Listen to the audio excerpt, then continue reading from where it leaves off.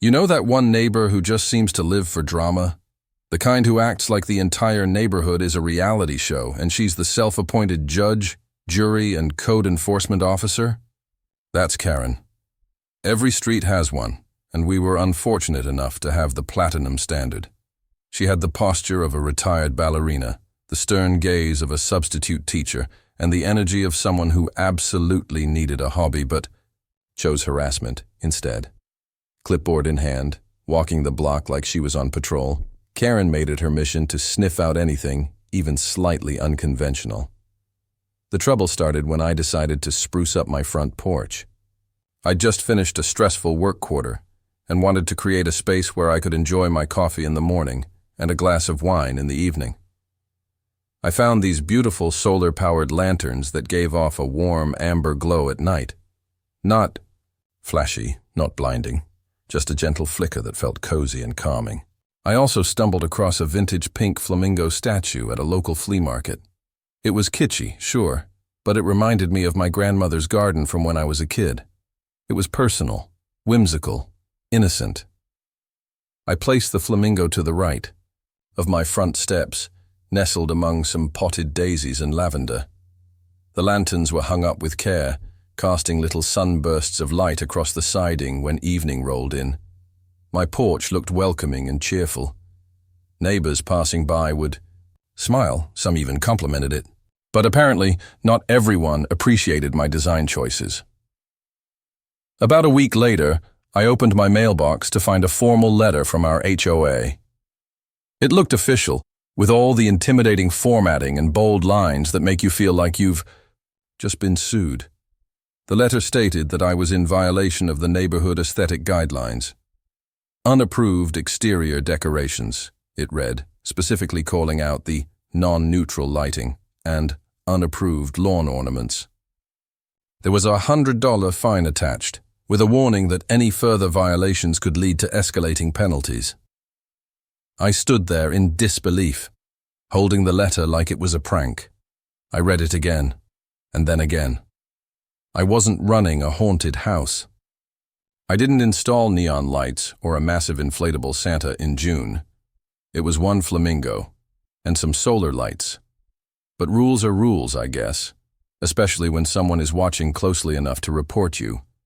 And that someone was Karen. I didn't even need to guess. At the next neighborhood watch meeting, which Karen led with the enthusiasm of someone running for office, she made a little speech. "We've had some issues with non-compliant decor lately," she said, eyes flicking in my direction. "It's important we all maintain the standards of our community. That's what keeps property values high and visitors impressed." She actually said that. Visitors impressed. As if someone's cousin visiting from Topeka was going to get back on. The plane whispering, "I would have loved this neighborhood if it weren't for that flamingo." There was a smugness in her voice, a note of satisfaction that made it clear this wasn't about the porch. It was about power, control. Karen lived for that little thrill of wielding the HOA rules like a weapon. She liked being the person everyone was a little bit afraid of, even if they rolled their eyes the second she turned her back. I paid the fine. Not because I agreed with it, but because I knew that refusing would only lead to more grief. But something shifted that day. I'd always stayed under the radar, smiled politely, waved from a distance. I followed the rules, kept my lawn trimmed, never parked in front of someone else's house. But now, I felt something new bubbling up, something like quiet rebellion. Karen might have won the battle over my porch, but I was done playing passive. Started noticing how often she walked by with her phone out, casually snapping pictures of other people's homes.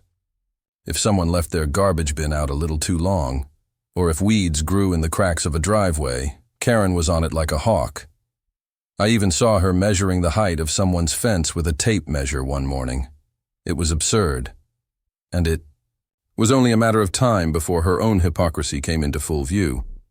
You see, people like Karen operate under the assumption that they'll never get caught, that they're untouchable because they're the ones pointing the fingers, never the ones being watched. But as it turns out, when you turn your entire life into a mission to control others, you forget to look behind you. And behind Karen's 6-foot fence, Something very strange was brewing. Something big. Something that didn't exactly scream, regulation compliant. But I'll get to that. For now, let's just say, I paid my $100, but I made a mental note to keep my eyes wide open. Because while Karen thought she'd taken down the flamingo, she had no idea what was coming for her. From the outside, Karen's house looked like every other in the neighborhood. Cream siding, neatly trimmed hedges, and not a single blade of grass out of place.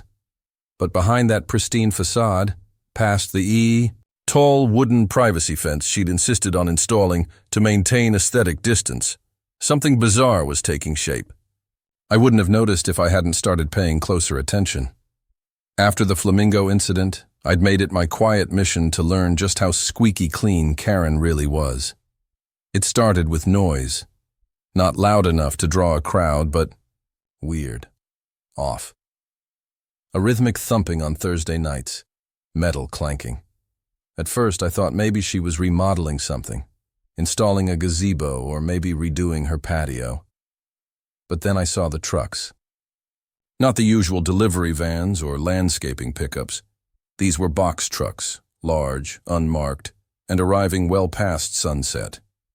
They backed into Karen's driveway, tailgates opening to reveal crates. Large ones.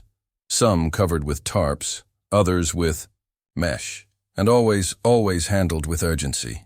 Then came the ropes. Coiled bundles carried in by men in black t-shirts, some with carabiners clipped to their belts, others toting toolkits and walkie-talkies.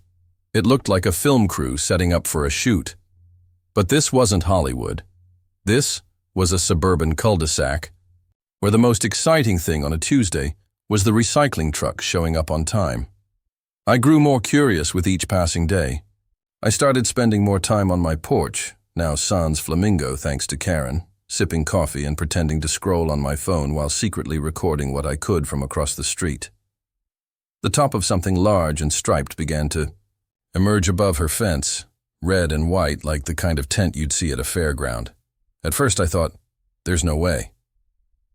But by the end of the week, I wasn't just thinking it. I knew. Karen was building a circus in her backyard, and I'm not talking about a kid's birthday party with a clown and some balloons. No, this was industrial grade. Spotlights were mounted on poles. A small generator was wheeled in and parked behind her garage. On Friday night, I saw performers arriving, literally. A woman in a sparkly leotard walked down the driveway holding juggling pins. A guy in suspenders and face paint set up a small stand with a popcorn machine. There was even a woman walking a miniature horse down the side yard, like it was the most natural thing in the world. I nearly choked on my tea when I saw that. And the guests, dozens of them. They came in quiet waves, parking 2 streets over, and walking in through the side gate. Families with kids, couples holding hands. One guy showed up with a folding chair and a fanny pack, looking like he'd bought season tickets. No one else seemed to notice. Or if they did, they were too polite or too confused to do anything about it. But I noticed, and I documented. Every odd detail, every strange sound, every glowing light under the moon. Karen, the queen of rules, the self-declared enforcer of order, was running a literal backyard circus. No permits, no licenses, no regard for HOA policies she clung to like scripture. And worst of all, she was making money from it. I saw the lockbox on a table by the gate. I watched the hand-to-hand cash exchanges, the discreet QR codes people scanned with their phones. She wasn't just hosting an event. She was running an operation. It didn't take much to guess why she'd gone to such lengths. Karen had always carried herself like someone who wanted more than just control. She wanted attention, power, applause. And what better way to get it than by becoming the ringmaster of your own private circus? The irony of it all nearly made me laugh out loud. The same woman who filed a complaint over my flamingo because it detracted from the community's visual harmony was now hoarding circus animals behind her fence like a suburban P.T. Barnum. I'm talking goats, chickens, a small llama, I heard a trumpet at one point and would not have been surprised if an elephant strolled by next. It was the hypocrisy that did it for me. If Karen had just left me alone, maybe I would have let her little sideshow slide. But this wasn't about revenge anymore. It was about fairness. She'd fined people for garden gnomes. She'd cited a neighbor because their wind chimes were too loud on breezy nights. And here she was, hosting an actual circus, breaking more rules in a single weekend than the entire block had in a year. I waited until I had enough proof. Clear videos showing crowds entering and exiting, footage of performers practicing behind the tent, a sound recording of the ringmaster's voice echoing over a cheap PA system, welcoming the audience and announcing acts, and the clincher, an Instagram story posted by one of the acrobats, tagging Karen's house and saying, "Back at it, Circus number 3 this month," with a clown emoji and a wink. It was all the ammo I needed. The next morning, I sent an anonymous email to both the HOA board and the city's zoning and public safety departments. I attached everything. Detailed observations, time-stamped footage, screenshots. I didn't say who I was. I didn't need to. The evidence spoke for itself. What I didn't expect was how fast the response came. Within 48 hours, a city inspector visited Karen's home. She wasn't there at the time, so he simply left a notice pinned to the front door. I watched from my porch as he took a few photos of the tent poking out from behind the fence, made a call, and left. The next day, 2 more inspectors returned. This time with a van marked City Compliance Division. They didn't even bother being subtle. But Karen? Oh, she wasn't backing down. She came storming out in yoga pants and a visor practically foaming at the mouth. I couldn't hear her exact words, but her hands were flying and her face was turning every shade of red. She was arguing, pointing, trying to charm, threaten, deflect, typical Karen theatrics. And still, the inspectors remained calm. Professional. They handed her documents. She refused to take them. One man clipped them to her gate instead. And that's when I realized this wasn't just an HOA slap on the wrist. This was real. Karen had overplayed her hand. And the tent? It would not be up for much longer. The moment. I saw the city officials walking up to Karen's front door, clipboards in hand and determination in their eyes. I knew things were about to get very, very interesting. But I wasn't prepared for just how spectacular the fallout would be. I'd seen Karen in action before, scolding kids for riding their scooters too close to her driveway, sending passive-aggressive emails about someone's dog barking at unreasonable decibel levels. But I'd never seen her cornered. Not like this. It was a Friday evening, just as the sun was beginning to set, and the golden light hit the tops of the houses, bathing the neighborhood in warmth. The perfect time for a backyard circus, apparently, and as usual, Karen was gearing up for a full crowd. I saw the familiar parade of attendees start trickling in from the side street, parents with children, a few retirees, even a guy in a polo shirt carrying a collapsible stool. They knew the drill by now. Park a block away, enter through the gate, pay at the makeshift ticket table, and enjoy the spectacle. Only this time, they didn't get that far. Just as the first guests were starting to file in, a caravan of city vehicles turned the corner. It was like watching a slow-moving avalanche headed straight for Karen's lawn. 2 SUVs marked with the city's zoning department logo, a van from animal control, and trailing behind them, to my absolute delight, an unmarked black sedan, the kind you just know belongs to someone higher up the ladder. The circus music, already humming from the backyard speakers, abruptly cut out. The sound of confused murmuring replaced it as people in line started turning their heads, whispering, backing away. Karen, ever the control freak, burst through the gate like she was ready to sue someone on the spot. Her voice carried shrill and cracking as she marched up to the first official. "This is a private event. You're trespassing." She stood there, fists clenched, visor tilted just slightly off center like it was trying to escape the chaos, unfolding beneath it. One of the inspectors, a tall man with a shaved head and a clipboard thicker than a phone book, calmly handed her a document. This is an official notice of inspection and citation for multiple code violations.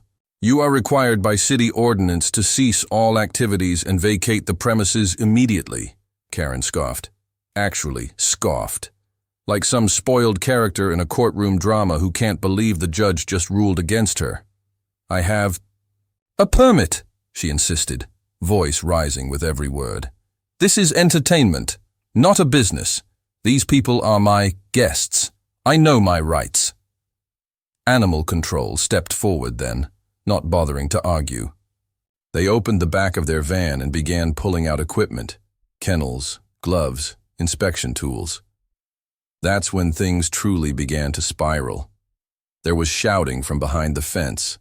A clown in full makeup sprinted past the side of the house, holding a bag of popcorn and looking wildly out of place against the suburban backdrop.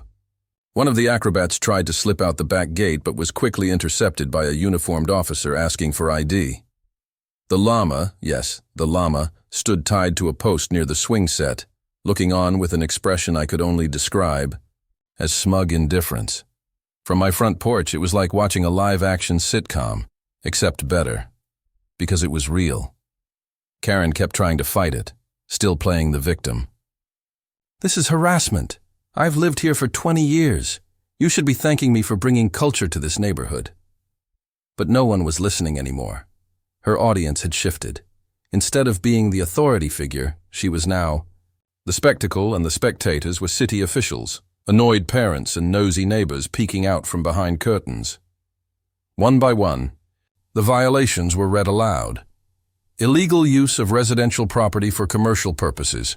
Failure to obtain necessary business and event permits, improper care and housing of animals, obstruction of emergency access routes, noise pollution. And you'll love this one, unlawful signage for advertising on social media platforms. Apparently, someone on the inspection team had found Karen's private event page on Facebook, complete with promotional images and scheduled dates. She was dead silent by the time they reached the last item on the list. It didn't end there. The fines began rolling in. Thousands of dollars in penalties, compounded by the fact that she'd hosted multiple events without ever notifying the HOA, let alone the city. She tried to deflect, to argue, to charm. Nothing worked. The officials weren't interested in her explanations. They were interested in results. By the end of the night, the tent was coming down. City workers and inspectors, joined by a couple of contractors brought in by the zoning department, began dismantling it piece by piece. The striped fabric was folded, the poles were taken apart, and the spotlights were removed from their mounts. What once had been Karen's grand backyard theater now looked like the aftermath of a failed parade. The animals were gently loaded into the van. The llama went quietly, munching on a carrot. A goat made a brief attempt at escape, but was quickly scooped up by a surprisingly nimble inspector. Karen stood in the middle of it all, her mouth slightly open, eyes darting around as if hoping someone might come to her defense. No one did. The guests who hadn't already fled began leaving in uncomfortable silence. I recognized a few of them, people who had once backed Karen's crusades against aesthetic crimes and late-night driveway basketball. They couldn't even meet her gaze now. There was a strange poetry in it, like watching the fall of a tiny dictator. That night, I sat on my porch long after the last van drove away. I looked at the space where my flamingo used to stand and smiled. I had no plans to put it back, just yet. I wasn't that petty, but I did go inside and order a new one, just for the symbolism. Maybe I'd get two. Who knows? The next morning, the neighborhood was buzzing. Everyone had seen it. Everyone had heard. Someone posted on the local community app about the Great Tent Takedown, and it was already getting likes and laughing emojis. Karen's name wasn't mentioned directly, but everyone knew. She didn't show her face that day, or the day after. Her clipboard disappeared. Her usual walk ceased. And just like that, the woman who once policed the color of our mulch was now a cautionary tale. Karen didn't show her face for nearly 2 weeks after the circus incident. Her curtain stayed drawn, her porch light remained off, and the usual daily patrols she used to take, clipboard in hand, eyes scanning for violations, vanished like smoke in the wind. It was eerie, honestly, like someone had taken a marker and just scribbled her out of the neighborhood. And if we're being honest, no one really missed her. At first, there was some lingering tension. People whispered. Kids rode their bikes, slower past her house, eyes darting to the windows like they expected her to pop out and yell about helmet regulations. But she didn't. The Karen who used to be the sheriff of the cul-de-sac was suddenly silent, invisible. I wasn't celebrating, yet. Don't get me wrong, I felt vindicated. Righteously, deliciously vindicated. After all, I hadn't gone. Snooping for no reason. She'd started this with her bogus complaint about my porch decor, turning something as innocent as a flamingo and some solar lights into a federal case. But I wasn't out for blood. I just wanted fairness. And now, that the tables had turned and everyone had seen her hypocrisy on full display, the balance had been restored. But it didn't stay quiet forever. About 3 weeks after the city had dismantled her backyard circus and hit her with those fines, a for sale sign popped up on Karen's lawn. It wasn't a modest little sign either. It was one of those big professional ones with glossy photos and bold lettering, the kind of sign meant to make a statement. Look at this elegant property. Now available to someone else, because the current owner is done pretending they're welcome here. No open house, no brochure, just the sign. The symbolism was clear.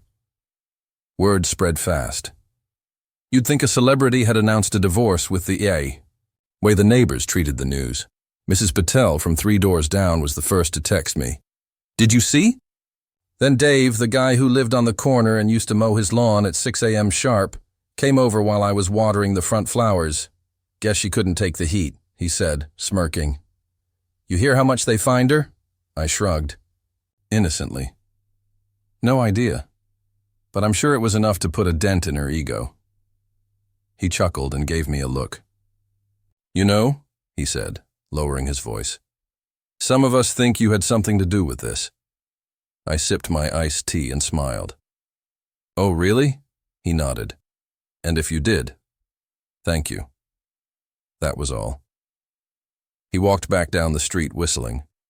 A tune, and I stood there on my porch, the one Karen had once tried to clean up with her unsolicited fines, watching as a small gust of wind ruffled the leaves on my potted lavender. It felt good. Not smug good, just peaceful.